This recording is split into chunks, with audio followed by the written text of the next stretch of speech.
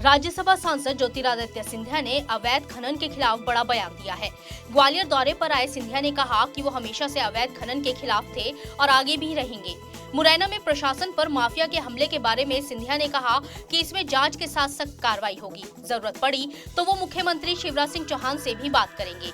सिंधिया ने कोरोना की तीसरी लहर के खतरे से निपटने के लिए लोगों और राजनीतिक दलों से एक साथ मिलकर लड़ने की अपील की। इसके साथ ही जतिन प्रसाद के बीजेपी ज्वाइन करने पर सिंधिया ने कहा कि इससे पहले हमने साथ में काम किया है और अब राजनीतिक संबंध एक बार फिर जुड़ गया है।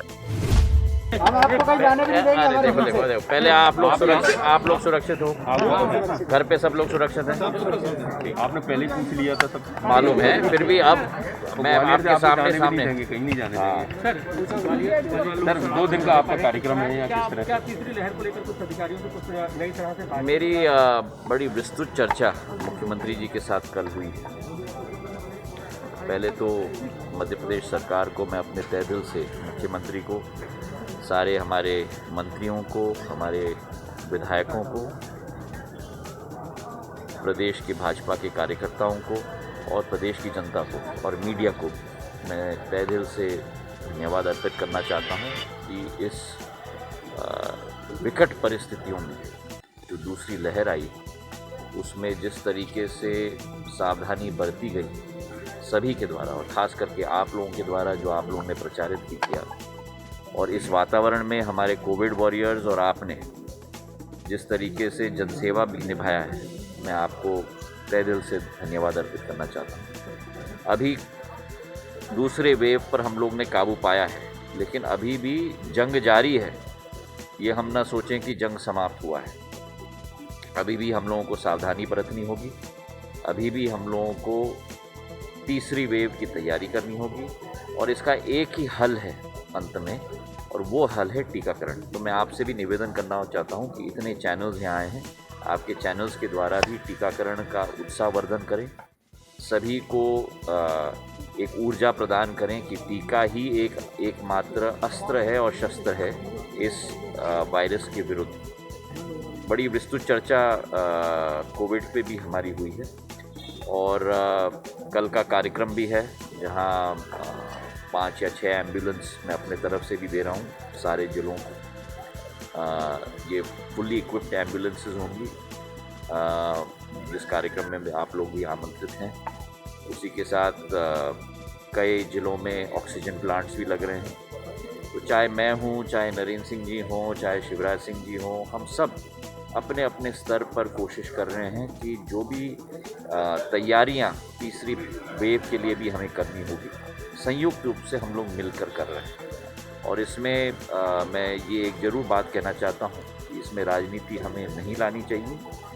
कांग्रेस हो, बीजेपी हो, किसी भी दल का व्यक्ति हो, ये जनता की एक लड़ाई है, विश्व की एक लड़ाई है, और ये विश्व की लड़ाई में हम लोगों को एक साथ होना चाहिए।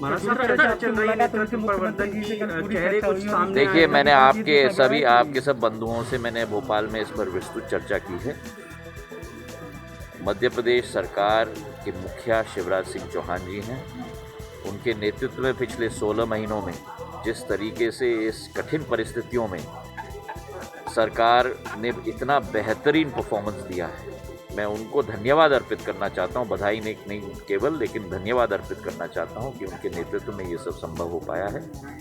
नेतृत्व परिवर्तन की चर्चाएं कहां से चल रही हैं मुझे नहीं मालूम, लेकिन मैं एक सौजन्य भेंट और कोविड के विषय पर और संगठन के विषय पर चर्चा करने के लिए भोपाल में मैं गया था और बहुत लंबी अच्छी चर्चा हमारी हुई है प्रदेश अध्यक्ष जी के साथ, प्रदेश संगठन मुखिया के साथ, मुख्यमंत्री जी के साथ, कई मंत्रियों के साथ, और उसके बाद आज मैं अब ग्वालियर आया हूँ।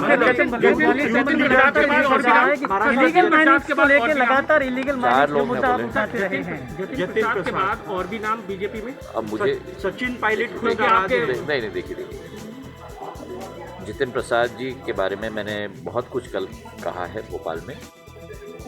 मेरे साथ मेरे सहयोगी के रूप में, मेरे सहयोगी मंत्री के रूप में, मेरे छोटे भाई के रूप में हम दोनों ने साथ में काम किया है। उनका मैंने स्वागत कल किया। मुझे बड़ी खुशी हुई कि एक पारिवारिक संबंध उनके साथ था ही, लेकिन एक राजनीतिक संबंध भी उनके साथ अब दोबारा जुड़ चुका है।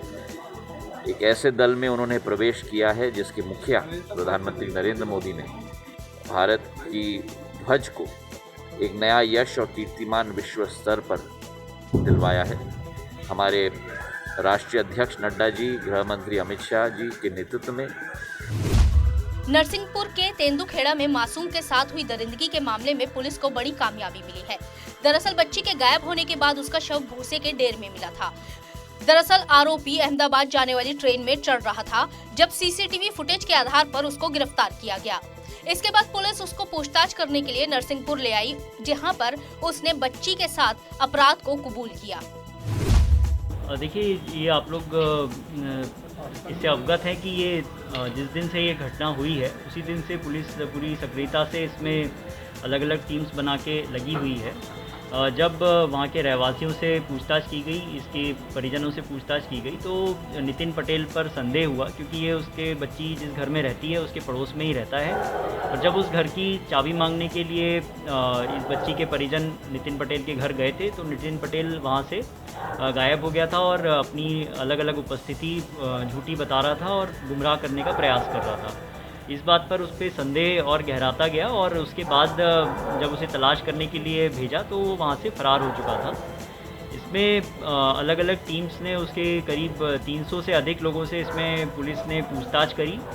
अलग अलग रेलवे स्टेशन, करीब 6 से 7 रेलवे स्टेशन पर जाकर आस पड़ोस में ढूंढा, फुटेज तलाशे, वहाँ के ऑटो वालों से पूछताछ करी, इस प्रकार के हुलिये का व्यक्ति कहीं पे मिला क्या। इससे जो है छोटा सा हम लोगों को क्लू मिला था कि इटारसी में इसको फुटेज में ये दिख गया सीसीटीवी में कि ये पैसेंजर से उतरा है, जो हमारे यहाँ से नरसिंहपुर से करेली से जो पैसेंजर जाती है, सतना इटारसी पैसेंजर, और एक गुजरात जाने वाली ट्रेन बरौनी अहमदाबाद एक्सप्रेस उसमें बैठता हुआ भी दिखाई दिया। इस बात पर हमने वहाँ पे गुजरात पुलिस को भी सूचित किया और साथ में अपनी भी टीम्स यहाँ से रवाना कर दी, जो आने वाले आगे के स्टेशन भुसावल, बड़ौदा, सूरत, अहमदाबाद पर जाकर फुटेज वगैरह तलाश सके। अहमदाबाद में हम लोगों को इसकी उपस्थिति का पता चला और वहाँ पे जब आस पड़ोस से जब तलाशा गया और साथ में इसके परिजनों से भी पूछताछ की गई कि इनको किसी प्रकार की जानकारी है, तो कुल मिलाकर ये पता चला कि ये अहमदाबाद के पास कहीं पर हो सकता है। वहाँ की पुलिस ने भी पूरा सहयोग किया और वटवा थाना क्षेत्र के अंतर्गत वहाँ पे एक इंडस्ट्रियल एरिया है, वहाँ से इसको पकड़ लिया। पर्यटन नगरी कहे जाने वाला शिवपुरी इन दिनों दलालों का अड्डा बन गया है और किसान आए दिन दलालों का शिकार हो रहे हैं। इस बीच दलालों का किसानों से 20 करोड़ हड़पने का ताजा मामला सामने आया है।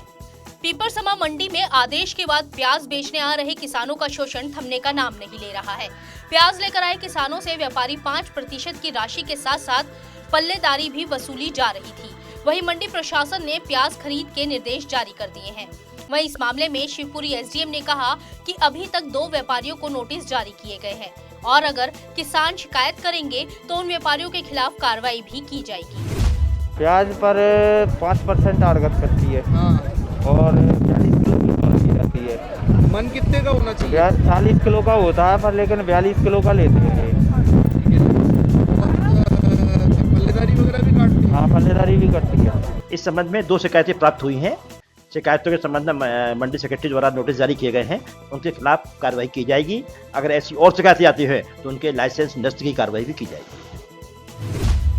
उज्जैन से कुछ दूरी पर जैथल में खतरनाक मोड़ पर ट्रक पलट गया। ये ट्रक पाम ऑयल से भरा था, जिसके बाद ग्रामीणों ने तेल के लिए लूट मचा दी। देखते ही देखते दूसरे गांव से भी ग्रामीण तेल लेने पहुंच गए और टैंकर से बह रहे पाम ऑयल को प्लास्टिक के बड़े केन और छोटी छोटी बकेट में भरने लगे। इसके बाद पुलिस और फायर ब्रिगेड को खबर लगी। जब तक पुलिस और दमकल पहुंची तब तक करीब 20,000 लीटर से ज्यादा पाम ऑयल बहकर करीब 100 फीट तक नीचे नाले में जमा हो चुका था। तेल के कारण कुछ देर तक उज्जैन आगरा मार्ग भी बंद रहा। दमकल की गाड़ी ने जब रोड से तेल हटाया तब जाकर रास्ता खुल पाया। प्रदेश में बीते करीब 10 दिन से रुक रुक कर हो रही बारिश के साथ खुशियों का मानसून आज 7 दिन पहले ही राज्य में प्रवेश कर गया है। दक्षिणी पश्चिम मानसून प्रदेश के बैतूल, छिंदवाड़ा, सिवनी, बालाघाट और मंडला तक पहुंच गया है। मौसम विभाग ने आज दोपहर में इसकी आधिकारिक घोषणा कर दी है। मौसम वैज्ञानिकों के मुताबिक अरब सागर और बंगाल की खाड़ी में बीते 10 दिनों से मानसून के लगातार सक्रिय होने के कारण ये एक सप्ताह पहले ही पहुंच गया है। हालांकि इसके पूरी तरह से यह 20 जून तक सक्रिय होने की उम्मीद है। दमोह पुलिस ने एक बार फिर अवैध शराब बनाने वालों पर कार्रवाई की। पुलिस ने आबकारी विभाग के साथ कार्रवाई करते हुए अवैध शराब अड्डों पर छापा मारते हुए करीब 130 लीटर कच्ची शराब और 3.5 क्विंटल महुआ लहान को बरामद किया। पुलिस ने अवैध कच्ची शराब के मामले में शामिल 5 लोगों पर मामला दर्ज कर लिया है। दरअसल पुलिस को काफी समय से अवैध शराब की शिकायतें मिल रही थी, जिसके बाद पुलिस ने मौके पर पहुंचकर कार्रवाई की। खबर छतरपुर से है, जहां चलती कार में आग लगने का मामला सामने आया। दरअसल युवक मऊ रानीपुर से छतरपुर जा रहा था कि अचानक चलती कार में आग लग गई। जब तक युवक कुछ समझ पाता, आग इतनी तेजी से फैल गई और फिर जान बचाने के लिए युवक ने तुरंत कार रोकी और कार से बाहर कूद गया। आग लगने से कुछ ही मिनटों में कार जलकर खाक हो गई। इस हादसे में चालक मामूली रूप से झुलस गया।